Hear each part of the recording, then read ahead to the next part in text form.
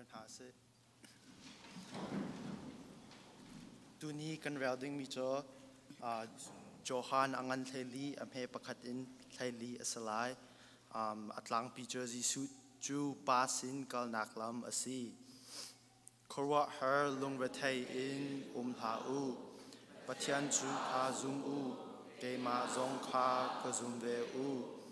Kapa in chung ak khan tam pi a kau I chu ka I nan cha a hu vatim ok a ka chu bantuk in sin si tha se lo hiti in kan chim thang ha lo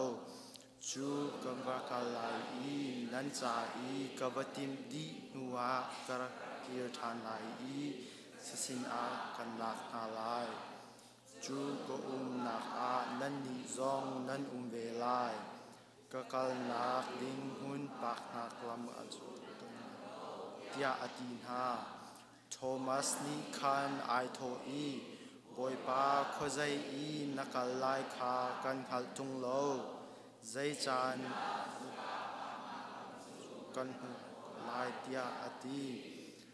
Jisu ni keima hi lam le betak le nun na kasi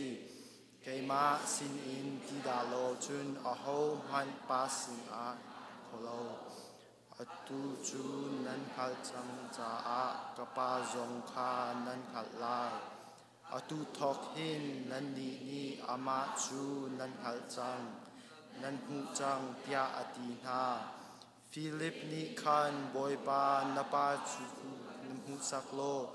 chu vial chu ka her ni asako tia ati Jisu ni nan sin a sao pi ko ko chang asina in nakang halri lo mo Philip keima akamu pa chun kapal kha an hu ve ko chu cha a zai cha da napa chu keima chu kapa chunga ko I kapa chu keima chung a kha nan zum lo mo Philip nan ni ka chim hi na bia hi keima chung I asitung lo ka chung I mi kapa rian tuan nak pe asi chu kapa chung a ka I kapa chu ka chung a chu chu nan zum lo si le hi ti ka tua ni ha wang tal a hin zum ko u betak kan chim ha keima aka zum mi pau ni ka tua mi thil hi an tua kho ve lai hi na nak in angan deu mi man an tua kho na lai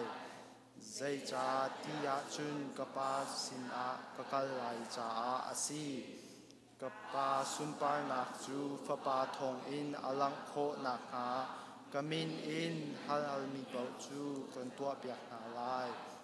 zai pau kamin in nan hal a chun kan tua tia ati จะเที่ยงกันเร็วมินิประเทศนี้สมปานักจะก็เสร็จ